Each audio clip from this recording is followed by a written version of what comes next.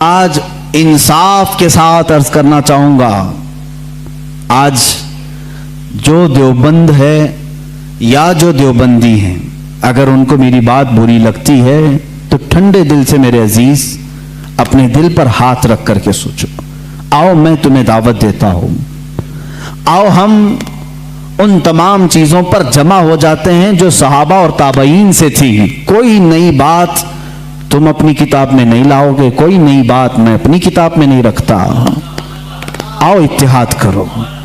میں اس اتحاد کا اعلان کرتا ہوں، لیکن جو نئی باتیں آئی اس کا تم انکار کرو گے، علل اعلان کرو گے اور یہ بھی کہو گے کہ ہم ان سے دور ہیں۔ ہوا یہ کہ اعلیٰ حضرت رضی اللہ تعالیٰ عنہ کے زمانے سے تھوڑے سے پہلے کی حالات میں بتا رہا ہوں آپ کو۔ دارالعلوم دیوبند کے بعد 4 علماء میں صاف صاف آج عرض کرتا ہوں جن کی کتابوں سے پوری امت میں تنازع پھیل گیا، اختلاف پھیلا۔ لوگ ہم کو اختلاف کا فتویٰ دیتے ہیں، اگر نہ یہ کتابیں آتی نہ یہ کوئی فتوے آتے۔ کتابیں لکھی گئی، کتابوں میں اچھی باتیں تھی،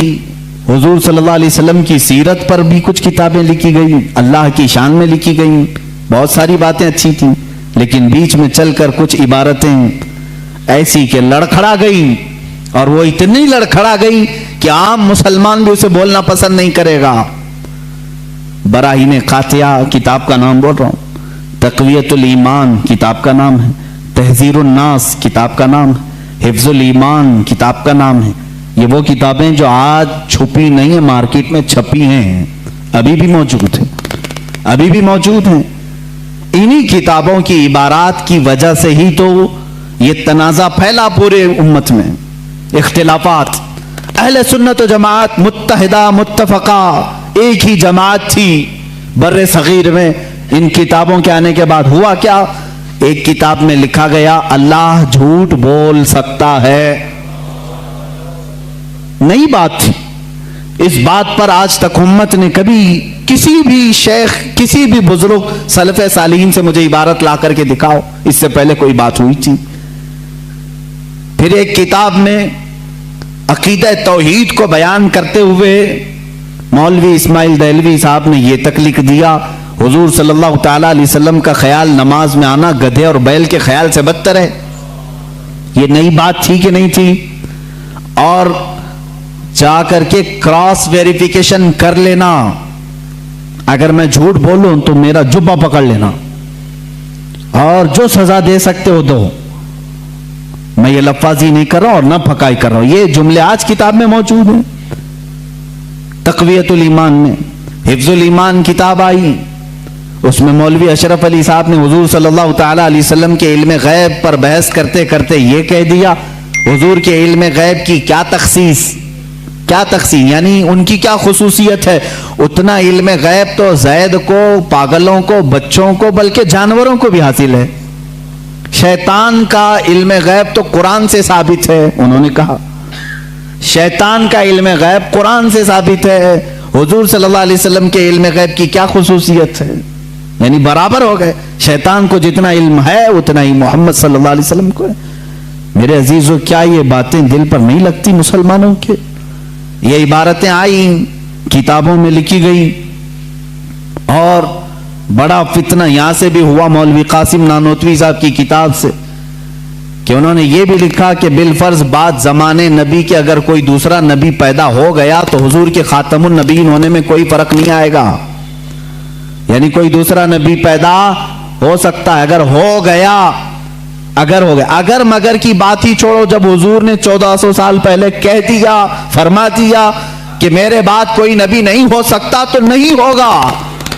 آپ کتاب میں یہ نئی بات لکھنے کی کیوں ضرورت پیش کی؟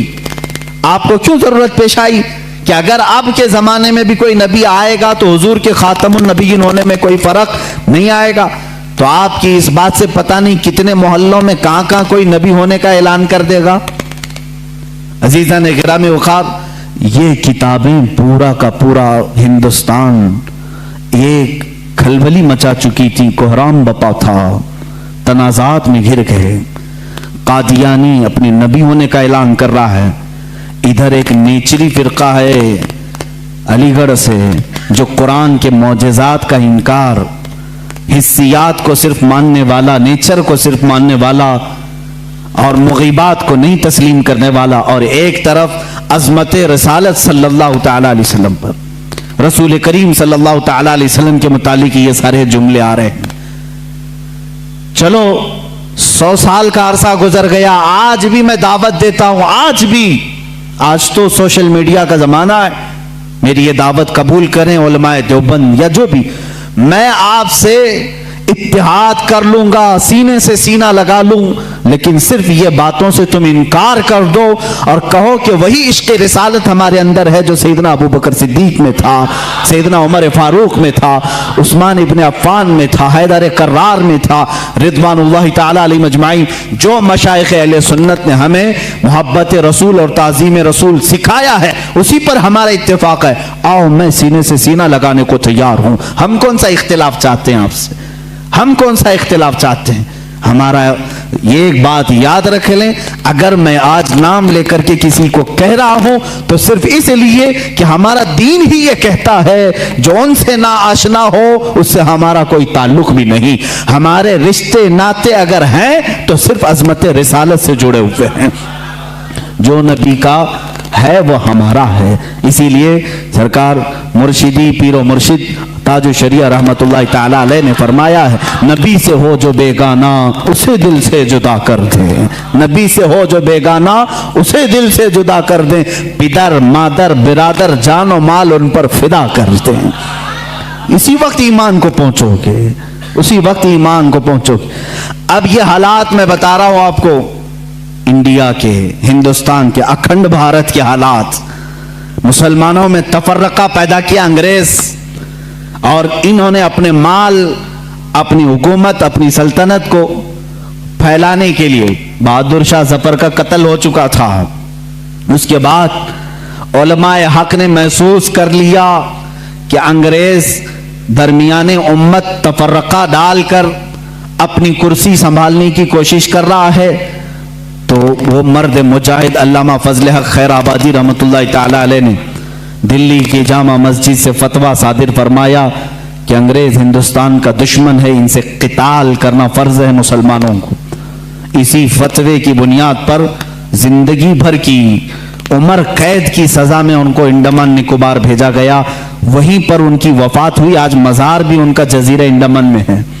مولانا کفایت علی کافی رحمت اللہ تعالی علیہ جو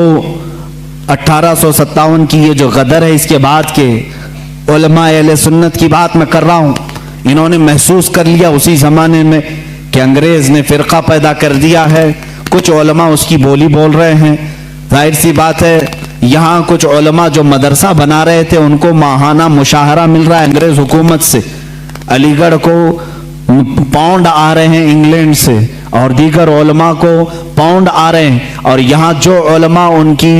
ان خرافات کو بیان کر رہے ہیں ان کو پھانسی پر چڑھایا جا رہا ہے۔ مولانا کفایت علی کافی رحمت اللہ تعالی علیہ جن کے اعلیٰ حضرت بھی بڑی عزت فرمایا کرتے تھے، وہی کفایت علی کافی جنہوں نے اپنی ایک نعت میں کہا تھا، کوئی گل باقی رہے گا نہ چمن رہ جائے گا، پر رسول اللہ کا دین حسن رہ جائے گا، اطلس و کم خواب کے پوشاک پہ نازاں نہ ہو، اس تنے بے جان پہ خاکی کفن رہ جائے گا۔ یہ جو نعت انہوں نے لکھی تھی اس وقت جب آپ کو پھانسی کے پھندے پر چڑھایا جا رہا تھا، یہ مولانا کفایت علی کافی، پھر مولانا عنایت احمد کاکوروی رحمت اللہ تعالی علیہ جن کو جیل کی سلاخوں کے پیچھے انگریزوں نے بند کیا، اس ایک عالم ربانی نے پتھر کی ٹھیکری سے دیواروں پر پوری علم الصیغہ کتاب لکھ دی تھی، جو آج بھی عالم کورس کی کتاب میں پڑھائی جاتی ہیں۔ عزیزان گرامی وقار، اگر انگریز کو علماء سے محبت تھی اور وہ مدرسے کی سنگ بنیاد میں آ رہے تھے تو ان علماء کے ساتھ وہ کالا پانی کی سزائیں اور موت اور پھانسی کی سزائیں کیوں دے رہے تھے؟ آپ سمجھا کریں، کچھ علماء کو وہ شہید کر رہے تھے اور کچھ علماء کو وہ پیسوں سے پال رہے تھے۔ یہ حالات بڑے دیگرگوں تھے، امت میں تفرقہ इख्तिलाफात आ चुके थे। अब ये वो जमाना था, नेचरियत अपने पांव फैला रही है, कादियानियत अपने पांव फैला रही है, दहरियत अपने पांव फैला रही है, और एक तरफ गैर मुक़ल्लिदियत भी अपने पांव फैला रही है। हिंदुस्तान की सरजमीन जो अहले सुन्नत व जमात का कहवारा थी, औलिया का मरकज थी, ये ख्वाजा हिंद का हिंदुस्तान था, ये महबूब इलाही की विरासत की जमीन थी। यहाँ साबिर कलियरी के मुजाहिदात थे, यहाँ बाबा फरीद के नगमे थे, यहाँ पर औलिया कामिलीन का गुलशन था, ये तमाम सूफिया कामिलीन के परवरदा मुरीदीन का एक अजीम गुलिस्तां था। इस गुलिस्तां को कई अंग्रेजों ने अपने पांव से कुचलना शुरू किया, इसमें खिजा आने लग गया। इस हसीन गुलदस्ते में, हिंदुस्तान के गुलदस्ते में फूल मुरझाने लगे। नेचरियत का गलबा आया है, वहाबियत का गलबा आया है, कादियानियत का फितना सर उभार रहा है, इल्हाद और बेदीनी का फितना सर उभार रहा है। अब हिंदुस्तान की सरजमीन पर एक ऐसे मर्द कलंदर की जरूरत थी जो मूसा का जलाल लेकर फिरौन के मुकाबिल में आए, जो इब्राहीम की सबात कदमी लेकर के नमरूद के सामने आए। अब एक ऐसे मर्द कलंदर की जरूरत थी जो सिद्दीक की सदाकत अपने सीने में रखता हो, फारूक आजम की अदालत अपने सीने में रखता हो, उस्मान इब्ने अफ़्फ़ान के हिल्म व बुर्दबारी अपने सीने में रखता हो। हिंदुस्तान को अब ऐसे मर्द कलंदर की जरूरत थी जो हैदर कर्रार की शुजाअत भी रखता हो, गौसे आजम का नायब हो, ख्वाजा हिंद का वारिस हो। अल्लाह रब्बुल इज्जत ने हिंदुस्तान के सुन्नी मुसलमानों पर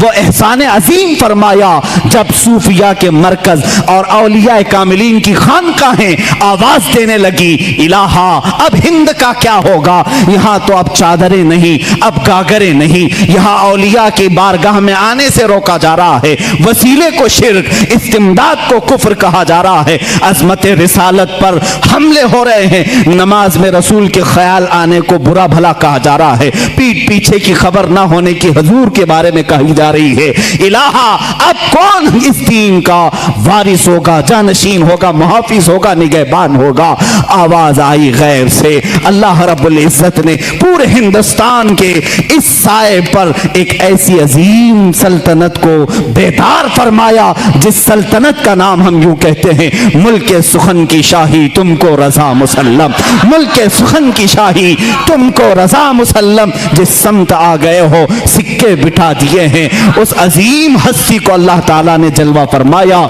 जिसको पूरी दुनिया सुन्नियत, आला हजरत, कंजुल करामत, जबलुल इस्तिकामत, दरियाए नेमत, आकाए रहमत, कंजुल करामत, इमाम अहले सुन्नत, इमाम अहमद रजा खां फाजिल बरेलवी के नाम से जानती है।